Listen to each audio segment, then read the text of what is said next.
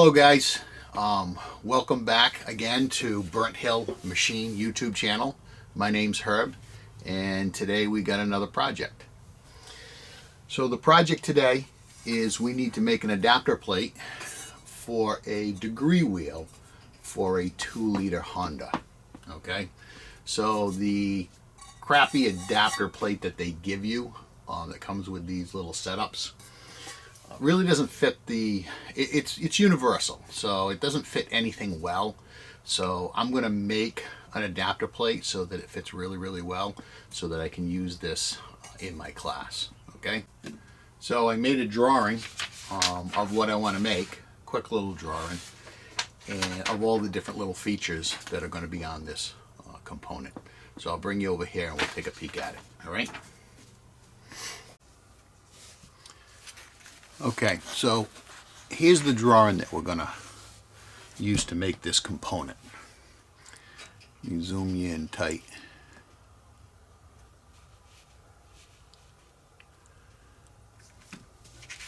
So this is what it looks like. Many of these attributes aren't real critical. A lot of the length isn't critical. The larger ODs aren't critical. This one's a little critical, only that it has to fit inside the lower crank gear a little bit so it can butt up against the snout of the crankshaft. But I mean, it can't be any bigger. It could be smaller, it can't be any bigger. I drew this up so that it would have a diameter of, over here, 2 1/4. But I don't have a piece of 2 1/4 aluminum, so I got 2-inch, or yeah, somewhere around 2-inch, and I got 2 1/2. So this outside diameter could be 2 1/2. It doesn't matter. It's either I leave it on there, I skim it a little bit, or it ends up chips in the chip pan. So it really doesn't make any difference. This is a little bit more important. The other thing that's more important is this little step right here, because this little step is going to be what locates the degree wheel. All right, so it's going to be pretty close to the size, and it's going to step out pretty much the thickness of the degree wheel. It's got to be a little bit smaller, so that when we put a cap on here, and that's what those 2 holes are for a screw, those are going to be threaded. And I haven't decided yet what they're going to be. But that way it can grab it. It's so that you can twist the wheel to set it up for top dead center on number 1, lock it down, and not move anything and make it glide. Like I said before, the way they did this from the kit that they give you 2 little screws that kind of lock down on the side of it, and they give you little bushings to put in here. And it wobbles around a lot, and these screws dig up the side of the, I've used this one a lot, and it digs up the side a lot. So these are for the students in my high performance class. So we have a particular Honda motor that we use over and over for the students to learn how to degree a cam in this particular style engine. We have various different engines that we use. So I want to make something that's going to be a little bit more durable, a little more user-friendly. And I made this area right here wide enough so that if it gets damaged up front here over time, I can just face this off and turn it back again and give my little step. So this length doesn't really matter much. This length doesn't matter much, give or take. But this step actually does.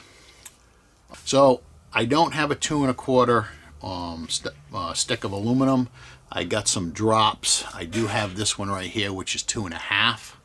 So what I'm going to do with this is I'm going to set this up in a 3-jaw chuck, and I'm going to kind of indicate this, tap it around so it's relatively true. I'm going to face it and put a center in here. I'm going to turn the outside attributes, and that way, and I'm going to actually turn it a little bit longer. So this one is set up so that this front piece is roughly a 1/2 inch I'm going to go a little bit further so it gives me room to cut my cap off and for my parting blade. So I'll turn this, go a little bit extra on the larger OD, and then I'll take it over to the horizontal bandsaw. I'll lop that off.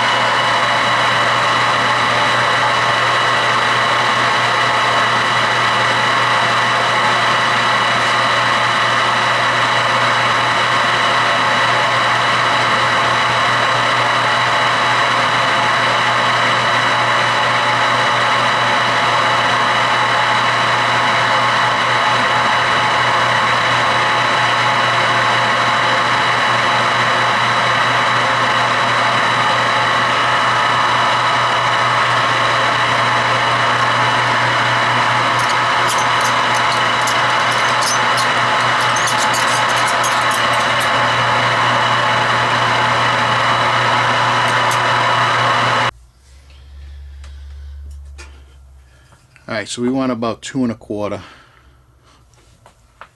So that's good, right about where that line is. Yeah.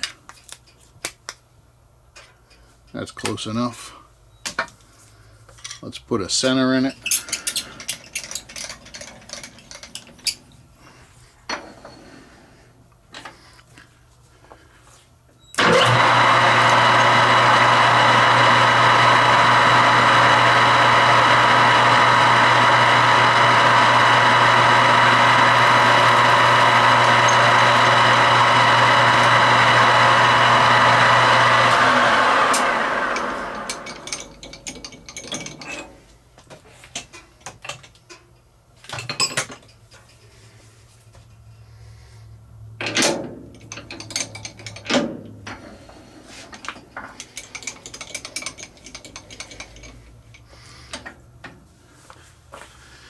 Alright, so I'm just going to clean this up. Whatever it cleans up at, I'm fine with. I don't care if it's a little bit bigger or not.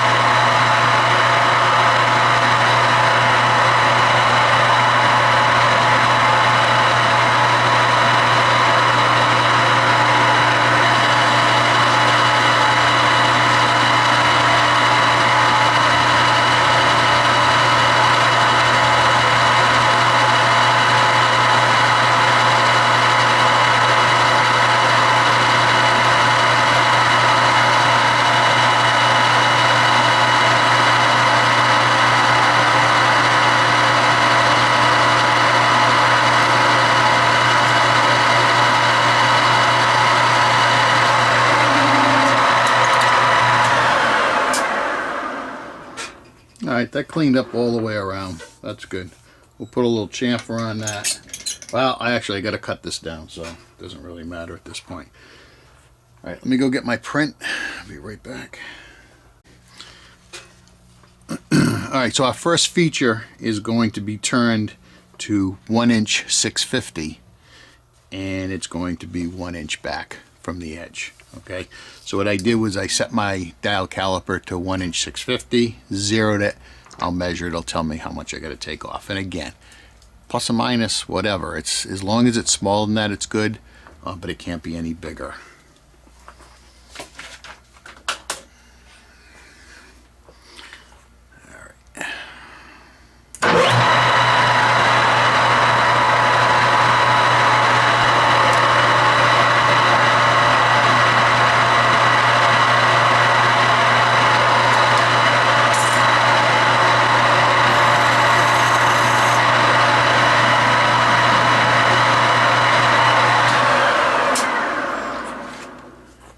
see what our size is.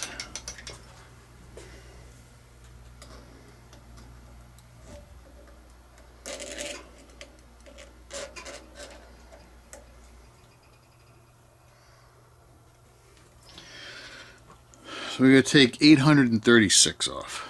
Okay. Clean these chips out of here. And we'll set a mag back indicator.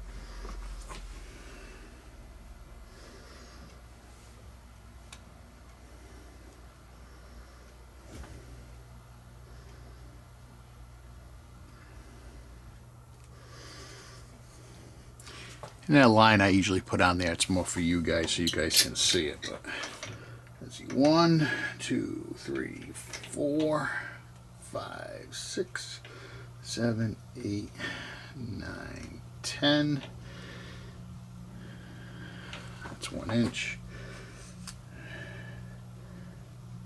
We'll come up about 10 thousandths before it, and then we'll clean up that face.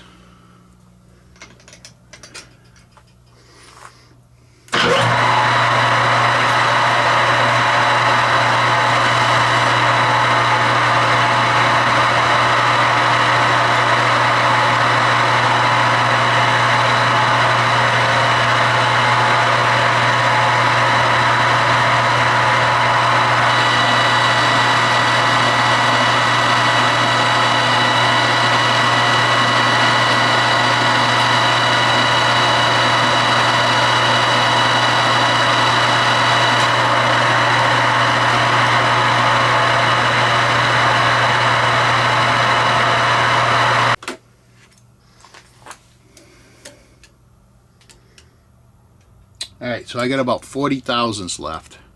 I'm going to split that into 2 passes. I'll take a 20 and then I'll measure it and see what the what's left and take it.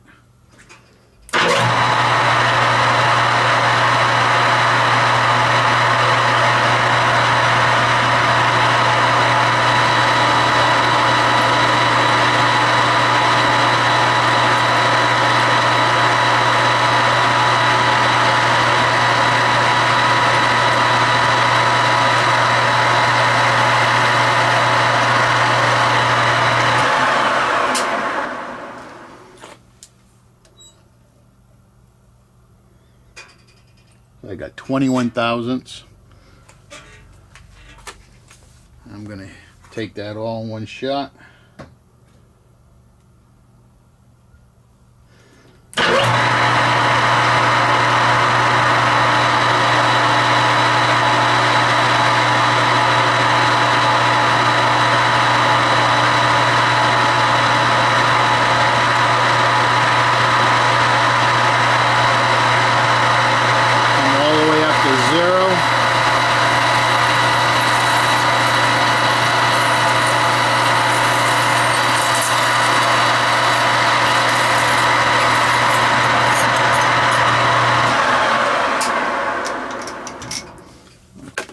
Let's see what we are. I'll set that back to 0.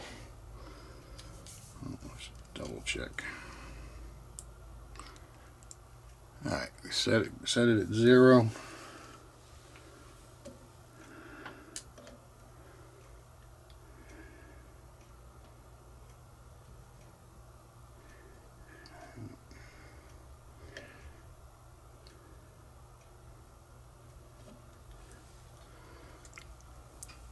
One inch 6/50 and 5/10. Yeah, like this could measure 5/10. Alright, so what I'm going to do now is I'm going to take this out to the garage. I'm going to put it in the horizontal bandsaw, and I'm going to lop this off. And I'm going to try and stay on the unturned area so I got plenty. Because I'm going to have to take a 1/2 inch piece off of this for our cap. Okay?